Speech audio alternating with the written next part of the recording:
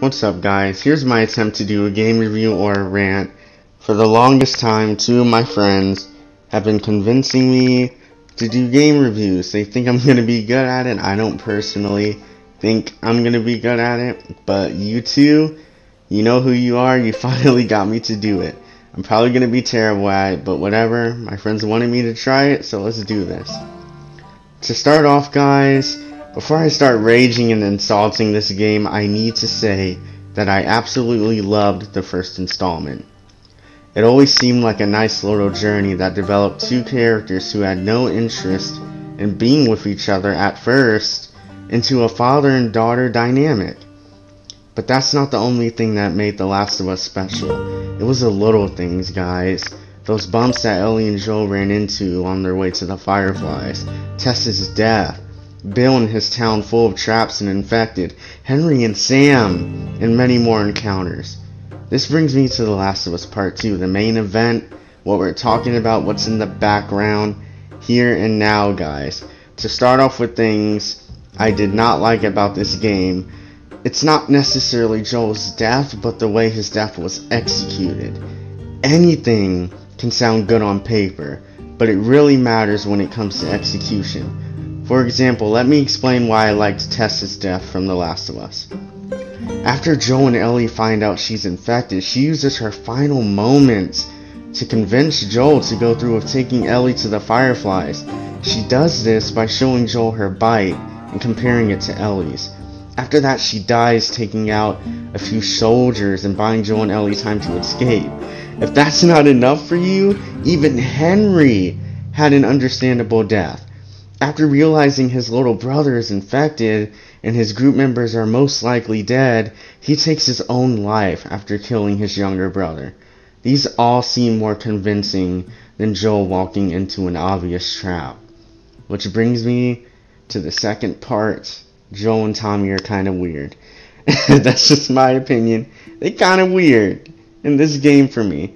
Trust me, I 100% understand Joel and Tommy being outnumbered by infected and having no other choice but to accept Abby's offer to go to their base. That's not what bothers me. What bothers me is that Abby just happens to be saved by Joel. It's just like, what are the odds that the guy you're hunting saves you from infected, and on top of that, conveniently takes shelter at a camp you and your group have taken over? Oh, and if I'm not wrong, it wasn't even Joel they were after, it was Tommy. I mean, obviously Joel was Abby's target, but Tommy was their only lead.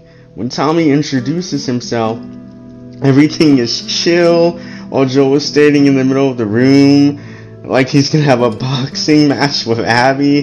They're just chilling, and then comes the worst part of this game.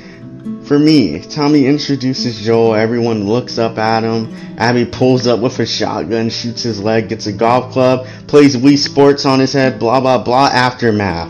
Here we are, the aftermath. Ellie mourning Joel is without a doubt the saddest aspect of this game. One thing I can say I enjoyed about this narrative is the fact that Joel and Ellie weren't square. Ellie damn near resented Joel for taking the choice to sacrifice herself away from her. Seeing this conflict between two characters I would have never thought would have a falling out is just very surprising, and I liked it. What I don't like is Tommy. Tommy just seems so out of it in this game. The fact that he tries to stop Ellie from going on a killing spree and has her give him a day or two to talk to his wife, which was a lie, so he could get a head start on the killing spree. Look, I can imagine, no, I can't imagine how it must feel to lose a brother, and I am 100% sure I'd act out of character if I lost my brother, but some stuff Tommy does just seems over the top. For example, the fact that after Ellie suffers a crushing defeat from Abby, and Tommy gets severe injuries from this same encounter, he tries to talk Ellie into leaving Dina and their child to go look for a person who clearly overpowers her, alone. And when Ellie rejects him, he guilt trips her saying crap like she lied about avenging Joel and all these hurtful things. Which brings me to Abby. No, I didn't like Abby. And it's not because she's built like Batista, or because I had to watch her receive anal, or not even because she killed Joel. No, I'm joking. That's a huge reason. But seriously, but in all seriousness, I don't like Abby because she's treated like the adopted sister who gets spoiled more than the real daughter so she can feel just as loved, if not more. I mean, Abby is clearly stronger than Ellie story and gameplay wise. They give her better weapons such as a flamethrower and a semi-auto rifle versus Ellie with her bolt action rifle. It just seems to me that Abby is clearly spoiled in this game. On top of all of this, they waste so much of this story trying to justify her character. I said it once and I'll say it again. Execution. A lot of stuff can sound good on paper, but if it's horribly executed, it's just not gonna be good. If you describe The Last of Us Part 2 to someone, it sounds like a masterpiece. Honestly, imagine saying, let me give a description. In The Last of Us Part 2, we see a vengeance-filled Ellie travel across a broken down Seattle in search of an antagonist who at one point you will take the place as and possibly fight your own protagonist from their point of view. That sounds great and all, but I don't like the way it was done. Why do we have to spend 3 days in Seattle as Ellie and then 3 days in Seattle as Abby? Why not mix the two together? I'm sure people would give Abby a single chance if they had explained why she killed Joel before we saw her kill him. They literally have us watch Abby kill Joel without reason, and then we play a few hours as Ellie, and Ellie's 3 days ends with her being held at gunpoint by Abby. So we have to play 3 days in Seattle with Abby before we can see if she shoots Ellie or not.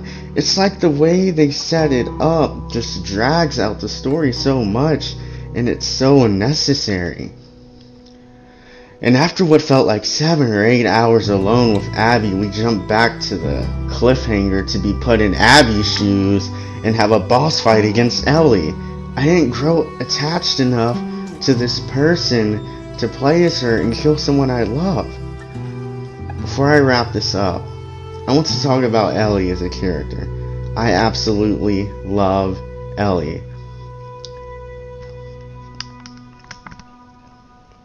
Sorry about that, guys.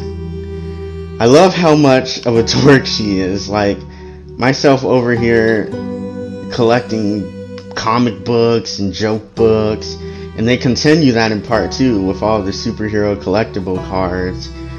In a way, I grew up with her. Honestly, I believe I was 14 or 15 when the first game came out, and now I'm 19, just like Ellie in part 2. It's hard seeing her turn into this monstrous killing machine, especially since we are the same age. But this brings me to the conclusion. I felt like I was in the same place by the end of this game. I felt like I was running in place the whole time. I mean, it was all for nothing. Ellie lets a weakened Abby live after the entire journey. The same journey she lost Joel on, her girlfriend and her child, one of her best friends, and 2 of her fingers. It just makes zero sense that she would let Abby live after all of that. All I know is that if I were in Ellie's shoes, Abby would have been dead, then and there. But since Abby lives, Ellie went home to no girlfriend and no child, which wouldn't have been the result if she just stayed in the first place and had let Abby live. I feel like Naughty Dog tied me to a moving truck and drove me around a dirt road, letting me hit several rocks.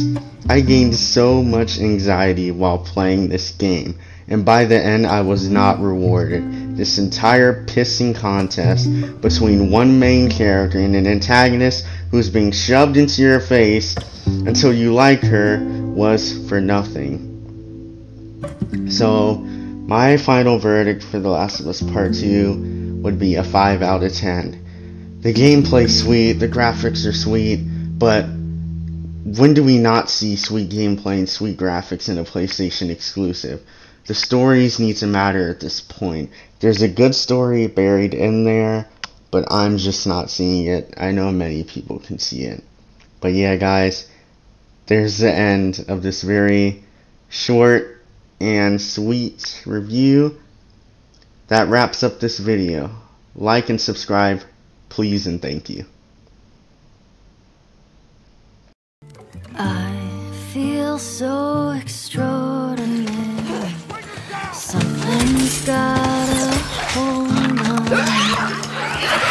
I've got this feeling of emotion, a sudden sense of liberty. I used to think that the day would never come. I see the light in the shade of the morning sun. My morning sun is the drug that brings me near to the childhood I lost, replaced by fear.